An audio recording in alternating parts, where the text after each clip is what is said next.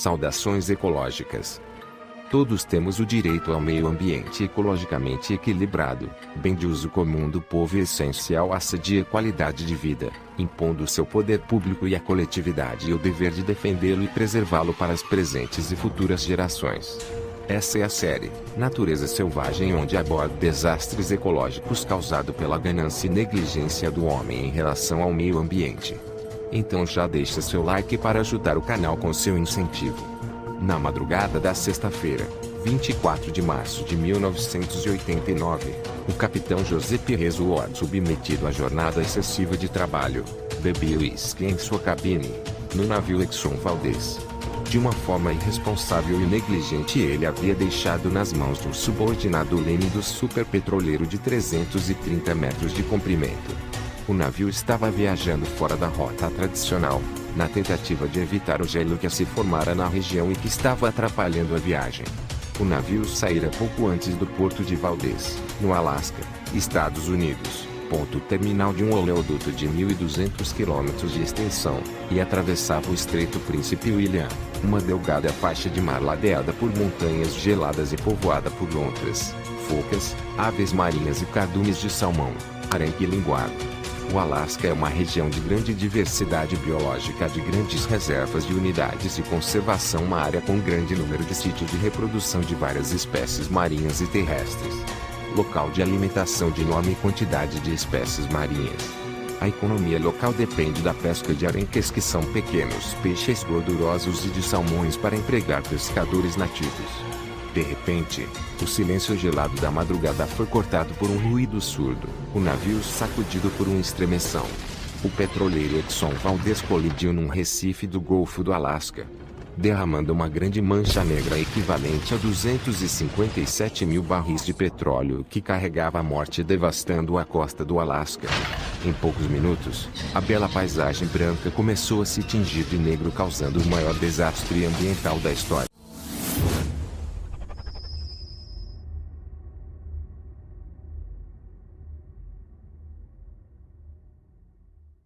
Em março de 1989, o petroleiro Exxon Valdez, comandado por um terceiro suboficial não habilitado à navegação daquele tipo de lugar, e uma possível falha na apresentação do relógio de navegação e com o radar da embarcação desativado há 2 anos. Navio pertencente à empresa americana Exxon, um dos gigantes do petróleo no mundo, colidira com rochas submersas na costa do Alasca e deu início ao mais danoso derramamento de óleo por um navio. Uma área maior que a cidade de Recife, que se espalhou rapidamente por cerca de 28 mil quilômetros quadrados de oceano e mais de 2.000 quilômetros da costa do Alasca, e causou uma verdadeira carnificina na fauna local, com a morte de centenas de milhares de aves marinhas, focas e lontras, entre outros animais. Levada pelas correntes, em 8 semanas a mancha negra assassina tinha se deslocado 750 quilômetros. No total, 1.800 quilômetros de praias ficaram cobertos de piche, em alguns pontos com uma camada de 90 centímetros de espessura.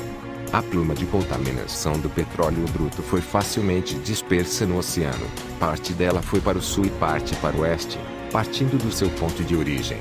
Em 26 de março, uma tempestade atingiu o local do derramamento, transformando o petróleo em uma mistura parecida com o mousse e se distribuiu em uma grande área. Até 30 de março, o óleo se estendia 90 milhas do local do derramamento. A partir do Recife Big chegava a 470 milhas a sudoeste, esticando-se para uma aldeia na península do Alasca. Os efeitos do vazamento foram de uma verdadeira catástrofe ecológica que causou a dizimação de populações microbianas, como o plâncton, que é a base da cadeia alimentar da marinha costeira. O petróleo derramado se espalha pela superfície da água, formando uma camada superficial que impede a passagem da luz, afetando a fotossíntese e destruindo o plâncton. Essa fina camada que se forma também impede a troca de gases entre a água e o ar. Causou também a mortalidade de milhares de aves, mamíferos e animais selvagens, moribundos, que dependiam do ambiente aquático para sobreviver e procriar, destruindo ecossistemas e afetando os meios de subsistência das populações das regiões afetadas. 35 mil carcaças de aves mortas por inflamação no fígado e rins causada pelo óleo. Contabilizar essas perdas seria impossível, uma vez que muitas aves afundaram de encontro com a morte no mar. As aves marinhas, além de se intoxicarem, ficam com as penas cobertas por petróleo, não conseguindo voar e nem manter a temperatura do corpo. Com isso podem morrer de frio. Mamíferos marinhos também ficam com o pelo impregnado pelo óleo, não conseguindo manter a temperatura do corpo. Assim, também acabam morrendo. 1.500 mamíferos marinhos, focas, lontas e leões marinhos perderam a capacidade de isolamento térmico e morreram de frio.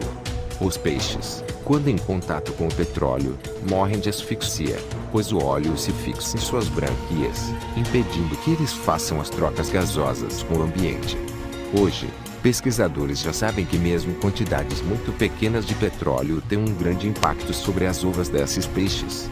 Os embriões contaminados pelo combustível que tiveram contato com a luz do sol, na maré baixa, morrem. Sem peixes no mar e com a água poluída, as pessoas que vivem da pesca ficam muito prejudicadas. Os efeitos do mega vazamento a longo prazo iria causar a redução global das populações em animais marinhos diversos, incluindo o crescimento atrofiado nas populações de salmão rosa. A economia local foi devastada, causando uma demissão em massa e provocou um aumento do consumo de álcool, divórcio e alguns suicídios. Pescadores foram forçados a vender suas ferramentas de trabalho e barcos a preço de banana para pagar dívidas. Os pescadores perderam seus meios de subsistência. Durante 6 meses, a empresa Exxon, proprietária do petroleiro, gastou US$ 2 bilhões na tentativa de limpeza a rochas e praias, e no salvamento de animais foram usados na limpeza 11.000 homens, 1.400 barcos e 85 aviões. Em setembro daquele ano, a ExxonMobil deu por terminada a limpeza. Segundo a empresa, a natureza faria o resto. A justiça americana indiciou a ExxonMobil criminalmente em 5 acusações, entre elas negligência na contratação da tripulação, lançamento de agentes poluentes no meio ambiente e morte de 35 mil de aves migratórias, e multa de US$ 5 bilhões, uma das maiores da história aplicada em uma empresa, mas que ao longo dos anos a Corte Federal de São Francisco reduziria para metade do valor, e em 1998 o valor da multa cairia dramaticamente para 500 milhões, já que a empresa ExxonMobil teve uma rápida reação para limpar todo o óleo e compensar as perdas econômicas sofridas com o acidente. Segundo a Corte, após o acidente em suas águas, os Estados Unidos adotaram, unilateralmente, uma legislação mais severa e restritiva para a prevenção da poluição por óleo. Nesta lei, há exigências de casco duplo para os petroleiros construídos a partir de então, e um cronograma de retirada de serviço dos navios de cascos simples construídos antes de 1990, de acordo com a capacidade do navio e sua idade. De acordo com a lei, os navios petroleiros de cascos simples sem duplo fundo ou costado duplo não seriam autorizados a operar em águas norte-americanas a partir de 1º de janeiro de 2010, a menos que satisfaçam o requisito antes apontado.